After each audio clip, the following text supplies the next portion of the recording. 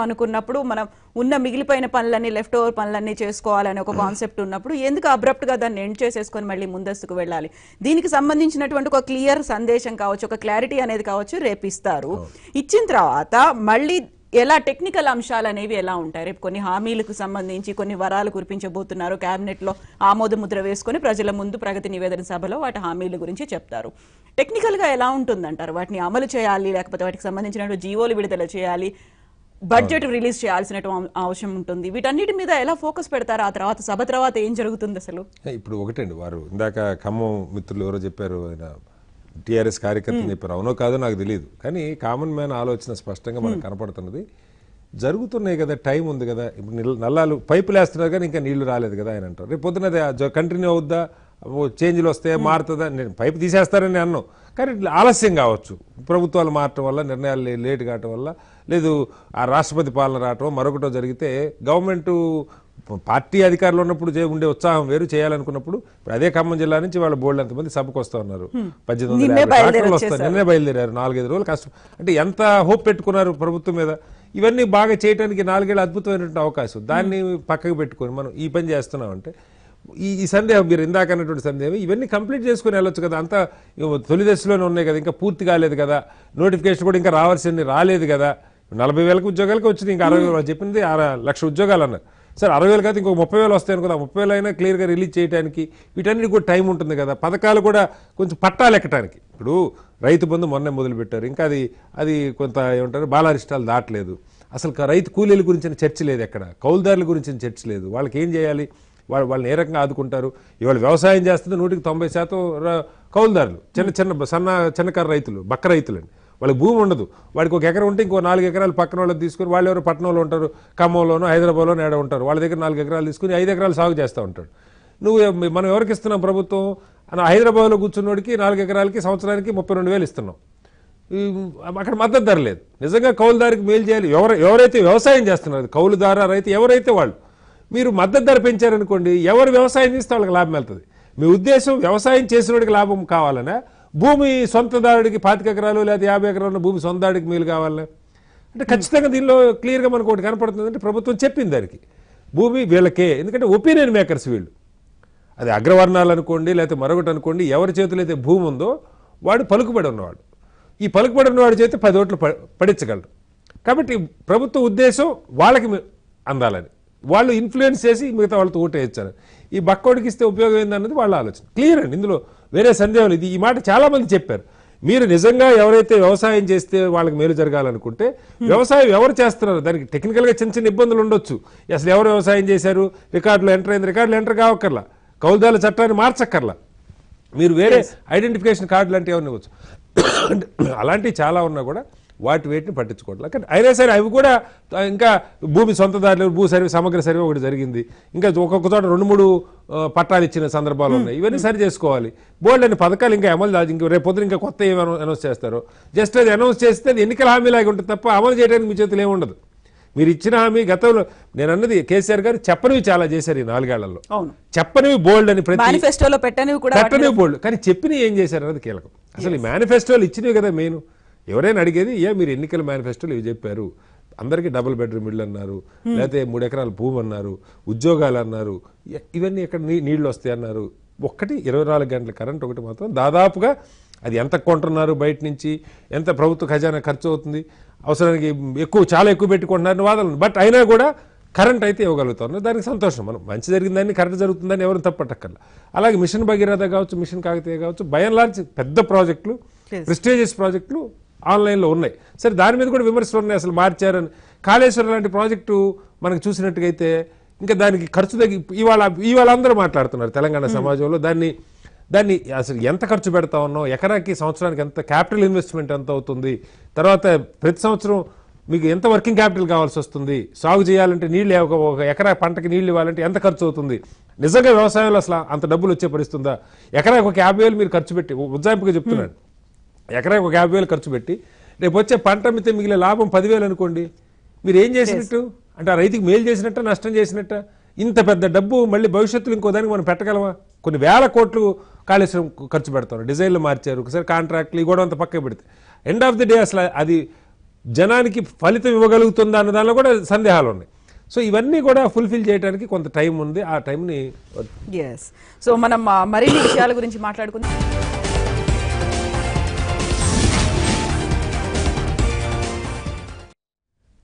Welcome back to public point. Srinivas గారు, ఇప్పుడు కలెక్టర్ల బదిలీలు అవుతున్నాయి, ఎస్పీలు డిఎస్పీలు ఆల్మోస్ట్ కీలక శాఖల్లో ఉన్న పోస్టుల్లో ఉన్న వాళ్ళందరి బదిలీలు అయితే అవుతున్నాయి. ఎట్ ద సేమ్ టైం రేపు కేబినెట్ భేటీ, ఆ తర్వాత ప్రగతి నివేదన సభ, దీని తర్వాతే రేపు రాత్రికే సభ రద్దుకి సంబంధించి ఒక కీలక నిర్ణయం ఏదో తీసుకోబోతున్నారు అనేది. ఖచ్చితంగా అవకాశం ఉంది. ఎందుకంటే కేబినెట్ మీటింగ్ ముందు లేదు. రేపు మీటింగ్ అన్నది ఇవాళ మనకి పత్రికల్లో వచ్చింది.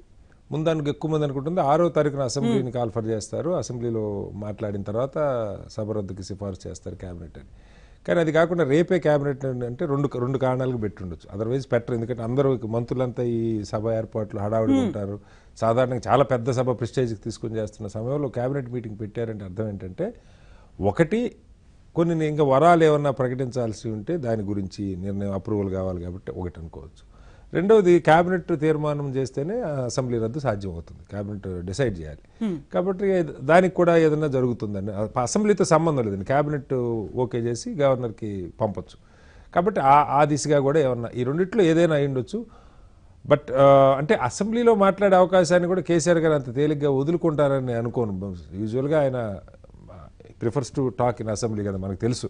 చాలా అనర్గళంగా బ్రహ్మాండంగా సభలో మాట్లాడింది పూర్తిగా కార్యకర్తల సమావేశం, పార్టీ అభిమానులు కార్యకర్తల సమావేశం. బట్ అసెంబ్లీని అడ్రస్ చేయడానికి కూడా అవకాశం ఉంది. బట్ వాళ్ళకి టైం, బట్ దాన్ని రేపు కంప్లీట్ జరుగుతుంది, దాన్ని కంప్లీట్ గా పార్టీ సమావేశంగా కూడా చూడడానికి లేదు కదా. ప్రగతి నివేదన అంటున్నారు, ఇంతకాలం 4 ఏళ్లలో చేసినటువంటి ప్రగతి. నేను అందుకే సభకు వచ్చేవాళ్ళు కాంగ్రెస్ పార్టీ వాళ్ళు అయితే రారు కదా, నేను అంటుంది అది. ఇతర ప్రతిపక్ష పార్టీల నాయకులు ఓటర్లు సాధారణంగా రారు. వాళ్ళు వెళ్ళకూడదని ఏమి లేదు, వినొచ్చు, ముఖ్యమంత్రి గారు చెప్పేది వినాలనుకుంటే వెళ్తారు. కానీ but it's a progress report. ఆయన దృష్టిలో నా ప్రోగ్రెస్ ఇది అని చెప్పి ఆయన పెడుతున్నారు. బట్ ప్రోగ్రెస్ రిపోర్ట్ మార్కులు వేయాల్సింది ప్రజలు. ఎండ్ ఆఫ్ ది డే ప్రజలు కదా ప్రోగ్రెస్ రిపోర్ట్లో మీకు ఎన్ని మార్కులు వచ్చినాయని చెప్పేది ప్రజలు. బట్ ఈయన నా ప్రోగ్రెస్ ఇది అని చెప్పి చెప్పబోతా ఉన్నారు. ఆ విషయం, ఆ టైటిల్ మాత్రం బాగుంది. అంటే మనకి మీరు చూస్తే కంపెనీలు చాలా మంది యాన్యువల్ రిపోర్ట్ అని చెప్పి రిలీజ్ చేస్తారు. ఆ సంవత్సరంలో వాళ్ళు ఏం చేశారు, స్టేక్ హోల్డర్స్ కి జవాబుదారి. ఒక ప్రభుత్వం ప్రజలకు జవాబుదారి, ఇదిగో మీరు నాకు 5 అయితే ఈ క్వశ్చన్కి ఆన్సర్ లేదు. నేను అంటున్నది 5 ఏళ్ళు మ్యాండేట్ ఇచ్చిన దానికి ఎందుకు ముందుకు వెళ్తున్నారు అన్నది అది నిజమైతే కనుక దానికి ఆన్సర్ ఉండదు. కానీ బట్ మిగతా వాటికి ఎస్ ఇదిగో నేను ఇచ్చిన హామీలు అన్నీ చెప్పాలి. ఇప్పుడు ఎన్ని హామీలు, ప్రధానమైన హామీలు ఇవి ఒక పార్ట్. రెండోది కీలకమైనది మనం గమనించాల్సింది, ఈ తెలంగాణ కోసం పోరాడామని చెప్తున్నాం, ఈ తెలంగాణ బిడ్డల కోసం పోరాడాం, తెలంగాణ మనుషుల కోసం కదా, రాళ్ళ కోసం రప్పల కోసం కదా, తెలంగాణ సమాజం కోసం. ఈ సమాజంలో మహిళలు సగం. ఒక్క మహిళకి మంత్రివర్గంలో స్థానం ఇవ్వకుండా 5 ఏళ్ళు పరిపాలన చేయటం నిజంగా చాలా చాలా దురదృష్టకరం. ఇది అంటే మనకు ఖచ్చితంగా ఏ ప్రభుత్వాలు కూడా ఇబ్బంది. నేను 50% ఇవ్వమని అడగట్లా, మహిళా నాయకత్వం తక్కువ ఉండొచ్చు మీరు, బట్ మహిళా నాయకత్వాన్ని తయారు చేసింది కూడా ఏముంది, పోనీ లేరనుకుందాం. మీరు తయారు చేసిన 5 ఏళ్ళు ఉందా, మీ కుమార్తె తప్పితే ఇంకెవరు ఉన్నారు మీరు నాయకులకు తయారు చేసిన వాళ్ళు? ఓ పార్టీ అధికారంలో ఉన్న పార్టీ ఎంతమంది గొప్ప మహిళలను తయారు చేయొచ్చు. తెలంగాణలో ఒక పోరాట స్ఫూర్తి ఉంది, ఉద్యమాల్లో పాల్గొన్న వాళ్ళు బోల్డ్ మంది ఉన్నారు, విద్యార్థులు ఉన్నారు, ఉద్యోగులు ఉన్నారు, బోల్డ్ మంది ఉన్నారు. 10 మంది మంచి కత్తుల్లాంటి నరనరాన ఈ స్ఫూర్తి నింపుకున్నటువంటి మహిళల్ని తయారు చేసి ముందు పెట్టిన పరిస్థితి లేదు. సరే ఉన్న మహిళలు ఇవాళ బోల్డ్ ఎంతమంది ఎమ్మెల్యేలుగా ఉన్నారు, వాళ్ళల్లో ఎవరికి కూడా చట్టసభలో ప్రాతినిధ్యం అంటే మంత్రివర్గంలో ప్రాతినిధ్యం ఇవ్వకపోవటం నిజంగా నా దృష్టి. కవిత గారికి ఇచ్చిన నాకు సంతోషమే, కనీసం రాష్ట్రంలో ఒక కేంద్రంలో కుదరకపోతే రాష్ట్రంలో ఇచ్చిన కనీసం ఒక మహిళ ఉందని చూపించుకుంటాను కన్నా ఉండేది. సగం మహిళా సమాజాన్ని, సగం సమాజాన్ని మీరు పట్టించుకోనంటే భావించారు. కాలర్ ఉన్నారండి వరంగల్ నుంచి, రమేష్ గారు. రమేష్ గారు గుడ్ మార్నింగ్ అండి. రమేష్ గారు అడగండి. Hello madam, good morning. Yes Ramesh గారు చెప్పండి. మేడం, ఇప్పుడు హైకోర్టు విభజన సంవత్సరాల కొద్ది పెండింగ్ ఉంటది. జోనల్ గురించి పోయి ఉటాహుటిన పోయి శాంక్షన్ చేయించుకొని వస్తారు. ఇప్పుడు ముందస్తు అంటున్నారు. ఏమైనా ఇప్పుడు తెలంగాణ వచ్చిన తర్వాత ఏమైనా స్టూడెంట్స్ బెనిఫిట్ అయిందా, లేకపోతే ఎవరు బెనిఫిట్ అయింది మేడం? అసలు ఇప్పుడు కేవలం ఏంటంటే ఇప్పుడు పంచు డైలాగులు, తర్వాత మెడ మీద తలకాయ ఉన్న మీరు ముట్టుకోకండి నేను ముట్టుకుంటున్నా కదా అని ఆ డైలాగులు ఒకటి ఆ స్టేజ్ మీద వాడతాడు. ఇప్పుడు ఇక అంతకంటే ఎక్కువ తెలంగాణలో సాధించింది ఏమున్నది మేడం? ఇప్పుడు సభ ముందస్తు ఎన్నికలు అంటున్నారు. తన కుటుంబము, తన కింద ఉన్న వాళ్ళు బెనిఫిట్ పొందడానికి మళ్ళొకసారి చేయడానికే ఇది ఒక జిమ్మిక్ మేడం. Okay, yes. ఇంకో కాలర్ ఉన్నారండి కొత్తగూడెం జిల్లా నుంచి చారి గారు. చారి గారు, కాల్ కట్ అయిపోయిందండి. అయితే ప్రతి ఒక్కరికి వస్తున్న డౌట్, రేపు ఎందుకని సభ పెడుతున్నారు, అట్ ద సేమ్ టైం ఎందుకని ముందస్తు ఎన్నికలకు వెళ్తున్నారు. కేటీఆర్ గారి మాటల్లో అయితే రేపు ఇది ముందస్తు ఎన్నికల సభ కాదు అనేది చాలా క్లియర్ గా క్లారిటీతో చెప్తున్నారు. బట్ ప్రతి ఒక్కరికి వస్తున్న డౌట్ ఇదే, ఎందుకు వెళ్తున్నారు. రేపు మాత్రం క్లారిటీ కేసీఆర్ గారు ఇవ్వబోతున్నారు ఎందుకు వెళ్ళబోతున్నాము అనేది. వాళ్ళు కూడా 2 వెర్షన్స్ ఇస్తున్నారండి. కొంతమంది ఏమో ముందస్తుకు వెళ్తున్నాం అని చెప్తున్నారు. తలసాని గారు నేను ఎక్కడో స్టేట్మెంట్ చూశాను, ముందస్తుకు వెళ్తున్నాం అని చెప్పారు. ఇంకొక మంత్రి వాళ్ళు కేటీఆర్ గారు ఏమో ఇది ముందస్తు ఎన్నికల సభ కాదు అంటా ఉన్నారు. అంటే ఈ మేబీ లిటిల్ బిట్ డైలమా. మనం రెడీ అయినా అంటే కేంద్రం నుంచి ఒకవేళ క్లియర్ కట్ గ్రీన్ సిగ్నల్ రాకుండా ముందస్తు డిసెంబర్లో పెడతారన్నది రాకుండా రద్దు చెయ్యరు కూడా. ఎందుకంటే ముందస్తు వెళ్ళకపోతే ఇది సొమ్ము పోయి శని పెట్టినట్టు. వాళ్ళు ముందస్తు ఎలక్షన్లు పెట్టక సంవత్సరం పాటు ఉట్టిగా కూర్చోవాల్సి వస్తే పూర్తిగా రాజకీయంగా నష్టం కదా. మిగతా పార్టీలు బలపడితే వీళ్ళకి ఏముండదు, పవర్ ఉండదు, ఏం చేయలేదు. కాబట్టి అది 100% క్లారిటీ తీసుకున్నాకే గ్రీన్ సిగ్నల్ లేకపోతే లేదంటే పోరాటం చేస్తారు. పెట్టాల్సిందని చెప్పి పోరాటం చేయాలి వాళ్ళు. దానికి అదొక మళ్ళీ ఉద్యమం లాగా క్రియేట్ చేసే ప్రయత్నం చేయొచ్చు. కానీ ఆ డైలమా ఉన్నట్టుగా ఉంది. లేకపోతే కేటీఆర్ గారు ఇంత హడావుడిగా ఈ కార్యక్రమం చేస్తూ ఆగమేఘాల మీద జరుగుతూ కూడా ఇది ముందస్తు ఎన్నికల సభ కాదు అని చెప్తున్నారంటే దాని వెనక లేకుంటే ఇలాంటి సభ ఇంకోటి రాబోతుంది అని కూడా ఎక్స్పెక్ట్ చేయొచ్చు. అంటే ఇంత సభలు అంటే నిజంగా అది ఎంత సక్సెస్ అవుతుందో నాకు తెలియదు. కానీ ప్రజల్లో 20 లక్షల మంది వస్తారని, 20 లక్షలు 25 లక్షలు అన్నారు. ఇంకా అంచనాలు మించి రావచ్చు అంటా ఉన్నారు. రకరకాల అంకెలు చెప్తా ఉన్నారు. కానీ నిజంగా 25 లక్షల మంది సభ అన్నది అసలు మనం ఊహించడానికి కూడా సాధ్యం కాదండి. నాకు తెలిసి మీరు నేను చూసిన అతిపెద్ద సభ నాకు తెలిసి ఎన్టీఆర్ గారిది హైదరాబాద్లో జరిగింది. ఆ రోజుల్లో ఉన్న చరిష్మా కానీ లేకపోతే ప్రజలు స్వచ్ఛందంగా వచ్చే పరిస్థితి కానీ అది 10 లక్షలు, దాదాపు 10 లక్షలు అంటారు. అంతకు మించి అసలు అంతకన్నా పెద్ద ఇప్పుడు 60,000 బస్సులు వస్తే గానీ మీకు 25 లక్షల జనం కాదు. అప్పుడు టిఆర్ఎస్ ఉద్యమ సమయంలో కూడా వరంగల్లో పెట్టిన సభే అతి పెద్ద సభ టిఆర్ఎస్ చరిత్రలో. అంతకు మించింది ఇది కాబోతుంది. ఒక కాలర్ ఉన్నారండి కరీంనగర్ నుంచి శ్రీనివాస్ గారు. శ్రీనివాస్ గారు, గుడ్ మార్నింగ్ అండి. గుడ్ మార్నింగ్ శ్రీనివాస్ గారు. మేడం ఇప్పుడు ఒక 6 నెలలు మిగిలి ఉండగానే ముందస్తు ఎన్నికలకు వెళ్తున్నారు కదా. ఈ కేసీఆర్ గారు మహిళలకైతే సమాధానం చెప్పవలసిన అవసరం ఎంతైనా ఉందండి. ఈ 4.5 ఏళ్లలో ఇంతమంది ఎమ్మెల్యేలో ఒక్క మినిస్టర్ ఇవ్వడానికి కూడా ఎవరు అర్హులు లేరా మహిళల్లో? అతని క్యాబినెట్ లో మహిళా మినిస్టర్లే లేరు. అంటే నా అభిప్రాయం ఏంటంటే మహిళల శాపం రేపు అతనికి వేరే విధంగా శాపం తగలబోతుందా అని నేను అనుకుంటున్నానండి. 2004 పునరావృతం అవుతుందేమో అని అనుకుంటున్నాను. Okay okay, yes. ఇంకో కాలర్ ఉన్నారండి మంచిర్యాల నుంచి శ్రీనివాస్ గారు. శ్రీనివాస్ గారు, కాల్ కూడా కట్ అయిపోయిందండి. అంటుంది అదేండి. సరే, శాపాలు తగలాలి అని మనం కోరుకోవక్కర్లేదు, కానీ ఇచ్చుంటే బాగుండేది. అయితే సమాజంలో మహిళలు దాన్ని పట్టించుకునేంత పరిస్థితిలో ఉన్నారా? ఓట్లు మాకు ఇవ్వలేదు కాబట్టి మంత్రి పదవి మహిళలు ఒక్కళ్ళు లేరని ఆలోచించే మహిళలు ఎంత ఉన్నారని వేరే చర్చ అండి. ఏదో ఇచ్చిన 2 పథకాలు అమలు అవుతున్నాయి కదా, లేకపోతే ఏదో మనకు వచ్చినాయి కదా. ఇప్పుడు ఈ జనాకర్షక పథకాలు, సంక్షేమ పథకాలు కూడా కాదు. నిజంగా సంక్షేమ పథకాలంటే కేసీఆర్ గారికి ఇందాక చెప్పినట్టు కొన్ని నిజంగా గ్రాస్ రూట్ లెవెల్లో మంచి జరిగే పథకాలు కొన్ని మొదలు పెట్టారు. అట్ ద సేమ్ టైం కీలకమైనవి హెల్త్ ఎడ్యుకేషన్ సంబంధించి పెద్దగా ఏం జరగట్లేదు. కొన్ని వేల స్కూల్స్ మూసేశారని చెప్తా ఉన్నారు. స్కూల్ మూసేయద్దని కూడా నేను అంటలేదండి. బట్ మీరు ఒక రేషనలైజేషన్ అంటే అర్థం ఏంటంటే ఆ స్కూల్కి దగ్గరలో ఉన్న పిల్లలందరికీ బ్రహ్మాండంగా చదువు వచ్చే ఏర్పాటు అక్కడ చేసి అలాంటి ఉపాధ్యాయులు పెట్టి దానికి చెక్స్ అండ్ బ్యాలెన్సెస్ పెట్టి టీచర్లు అద్భుతంగా మనకున్న టీచర్లు హైలీ క్వాలిఫైడ్ టీచర్స్. బయట స్కూళ్ళలో అలాంటి టీచర్లు లేరు. కొన్ని స్కూళ్ళది మనం చూస్తే ఎక్కడ చూస్తే తెలంగాణలోనే స్కూల్లో అడ్మిషన్స్ నిండిపోయినాయి, ఖాళీ లేదు, నో వేకెన్సీస్ అని బోర్డు పెడితే కడుపు నిండిపోయింది. ఎవరికైనా రాజ్భవన్ దగ్గర ఉన్న స్కూల్, గవర్నమెంట్ స్కూల్లో అలాంటి చదువు అందుతుంది అంటే పిల్లలు వచ్చి పోటీపడి చేరుతున్నారంటే మనం ఆ ఆనందంతో ఉబ్బి తబ్బిబ్బవాలి. అలాంటి పరిస్థితి మిగతా స్కూళ్ళకి ఎందుకు రావట్లేదన్న దానికి ప్రభుత్వం కనుక దాని మీద ఈ ఫోకస్ పెట్టుంటే ఈ పాటికే బ్రహ్మాండంగా గవర్నమెంట్ స్కూల్స్ ప్రతి బిడ్డకి ₹1 ఖర్చు లేకుండా అద్భుతమైన చదువు అందేది. అది చాలా అరకొరగా పెరిఫెరల్గా పైపైన ఏదో పూతలు పూసి చూపించుకోవడానికి చేస్తున్నట్టు కాన్సెన్సీకి ఒక మోడల్ స్కూల్ పెడతాం, కాన్సెన్సీ మొత్తం డిగ్రీలకే రారు, ఎవరు వదిలేసిపోయేవాళ్ళు, డ్రాప్ అవుట్లు ఇవన్నీ. అదే స్కూల్ బాగు చేసి ఆ స్కూల్కి పిల్లలు వచ్చేట్టుగా చేస్తే ప్రతి ఊర్లో వాళ్ళ 4 ప్రైవేట్ స్కూళ్ళు ఉన్నాయి. ఎందుకు కొరగాని స్కూళ్ళు, 10th ఫెయిల్ అయిన వాళ్ళు చెప్పే స్కూళ్ళు ఉన్నాయి. ఆ స్కూళ్ళకి వెళ్తా ఉన్నారు. ఇక్కడ గవర్నమెంట్ స్కూల్కి ఏమో పిల్లల్ని రాయనటువంటి పరిస్థితి. అలాగే హెల్త్కి సంబంధించి కొంత చేస్తూ ఉన్నారు. ఏదో టెస్ట్లకి సంబంధించి కొంత ప్రయత్నం చేస్తూ ఉన్నారు. బట్ మెయిన్ 90% జబ్బులు వచ్చేది 90% ట్రీట్మెంట్ అవసరమైంది పిహెచ్సి అండి, గ్రామంలో ఉన్నటువంటి ప్రైమరీ హెల్త్ సెంటర్.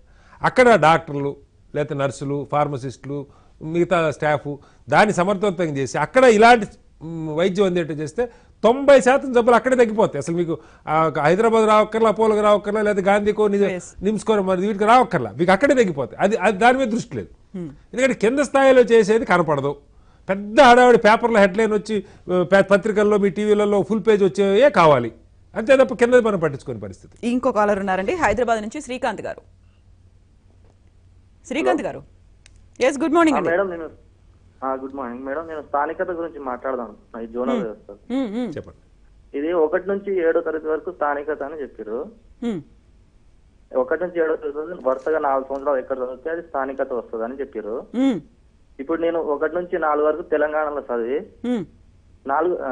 5 నుంచి 10వ తరగతి వరకు ఆంధ్రాలో పోయినాకు ఇక్కడ వస్తుంది, నాకు అక్కడ వస్తుంది. అవును, అది పెద్ద లోపం అండి ఇది స్థానికతలో. మళ్ళీ ఇక్కడ 1 to 7 బోనఫైడ్ స్టడీ కండక్ట్ తీసుకోవడం చాలా సింపుల్ అండి ఇది. అంటే ఎంఈఓ ఆఫీస్ లో ఎంఈఓ తెలిస్తే సింపుల్ గా మనం స్టడీ కండక్ట్ తీసుకోవచ్చు. ఇది బ్లేమ్ అన్నమాట. ఇది కొంచెం రద్దు చేయాలని కోరుకుంటున్నాను అండి. ఎస్, సో ఇప్పటికీ కొన్ని టెక్నికల్ అంశాలకు సంబంధించి ఒక క్లారిటీ అనేది మిస్ అవుతుంది కొత్త జోనల్ వ్యవస్థకి. అంటే దానిలో గతంలో కూడా ఉన్న రూల్స్ అండి వారు అన్నది వాస్తవం. అంటే 2 రాష్ట్రాల్లో క్లెయిమ్ చేసుకునే ఆంధ్రాకి ఇక్కడి నుంచి ఇప్పుడు ఎవరో కొత్తగా వెళ్ళి అక్కడ లోకల్ క్లెయిమ్ చేసుకుంటారు, ఇక్కడ లోకల్ క్లెయిమ్ చేసుకుంటారు అన్నది కాదు. అది రేర్గా జరిగేటువంటి అంశం.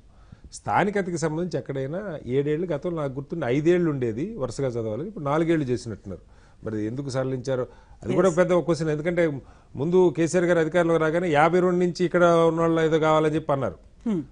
నిరూపణ స్థానికత 52 నుంచి నిరూపించుకోవాలి. దాని మీద గగ్గోలు పెట్టారు అందరూ. అసలు తెలంగాణ సమాజం గగ్గోలు పెట్టింది. మా తాత ఎక్కడ పుట్టాడో, మా తాత సర్టిఫికేట్ నేనాడు తెచ్చేది, ఇప్పుడు ఎన్ని సాధ్యం కాదని చెప్పుకుంటే మళ్ళీ దాన్ని మార్చుకున్నారు. బట్ ఇప్పుడున్న రూలు బయాలజీ తెలంగాణ గడ్డ మీద పుట్టిన ప్రతి బిడ్డ వాళ్ళు ఎక్కడ చదువుకుంటే అక్కడ ఒక 7వ తరగతిలో అంటే స్కూళ్ళు కూడా ఇప్పుడు, ఎందుకంటే అది పెట్రోల్ బోస్ ఇంకొక రీజన్ ఏంటంటే చాలా చిన్న చిన్న జోన్లు చేశారు. ఇప్పుడు స్కూళ్ళు కూడా మారుతుంది విత్ ఇన్ తెలంగాణ కూడా. ఇప్పుడు మనం ఏం చేస్తాం, ఊర్లో గ్రామంలో ఒక జిల్లాలో ఒక మారుమూల గ్రామంలో చదువుకుంటారు కూడా, 4 దాకా 5 దాకా చదువుకుంటారు. ఆ తర్వాత వాళ్ళకు ఇంకా అక్కడ చదువు సరిపోకనో అందరికి ఇంకా మంచి చదువునో పట్టణాలకు ఎక్కడికో వస్తారనుకోండి, అప్పుడు జోన్ మారచ్చు. మళ్ళీ ఆ జోన్ మారినప్పుడు వెనకబడ్డ ప్రాంతంలో చదువుకున్నాడు కాబట్టి అదే జోన్కి ఉండాలన్నది ఉద్దేశం అండి. దానిలో పెద్ద ఇది ఆంధ్రాకి సంబంధించిన ఇష్యూ కాదు అసలు. ఇది తెలంగాణలోనే ఎందుకు జోన్లు చేశారు మనం అర్థం చేసుకోవాల్సింది. తెలంగాణలో కూడా అభివృద్ధి ఒకేలాగా లేదు. డెవలప్మెంట్ ఒక్కో చోట బాగా వెనుకబడుతున్న ఆదిలాబాద్ లాంటిదో, మహబూబ్ నగర్ జిల్లా లాంటిదో, కరీంనగర్, వరంగల్ కొంత డెవలప్ అయిన మొదటి నుంచి డెవలప్ అయినటువంటి వ్యవసాయం బాగుంటుంది కావచ్చు, ఇంకో కారణాలు కావచ్చు. సో ఆ వెనుకబాటుతనం ఉన్న ప్రాంతాలని ఆ జోన్గా చేస్తే వాళ్ళతో వీళ్ళు పోటీ పడలేరు కాబట్టి, పట్టణ ప్రాంతాల్లో బాగా డెవలప్ అయిన వాళ్ళతో తెలంగాణలో కూడా వైరుధ్యాలు ఉన్నాయి కాబట్టి సో వాటిని అడ్రస్ చేయడం కోసం పెట్టారు. స్థానికత కూడా దాని ఆధారంగానే 1 నుంచి 7 అంటే నువ్వు మన సొంత ఊర్లో చదువుకుంటారు పిల్లలని, సాధారణంగా అదే జరుగుతుంది ఎక్కడైనా కూడా. కాబట్టి అదే బేస్గా తీసుకున్నారు. దానిలో పెద్ద ఇదే లేదు. అసలు ఉన్న ఉద్యోగాలన్నీ స్థానికత కూడా, ఉద్యోగాలు ఉంటాయి కదా స్థానికత కూడా. ఎస్ అండి, ఎస్ శ్రీనివాస్ గారు, థ్యాంక్ యూ సో మచ్ అండి. Thank you so much callers. రేపు అయితే కేబినెట్ భేటీ జరగబోతోంది. రేపు సాయంత్రం ప్రగతి నివేదన సభ ఉంటుంది. రేపు సాయంత్రం తర్వాత ఏం జరగబోతోంది? Keep watching ABN Andhra Jyothi for more interesting updates and analysis కోసం.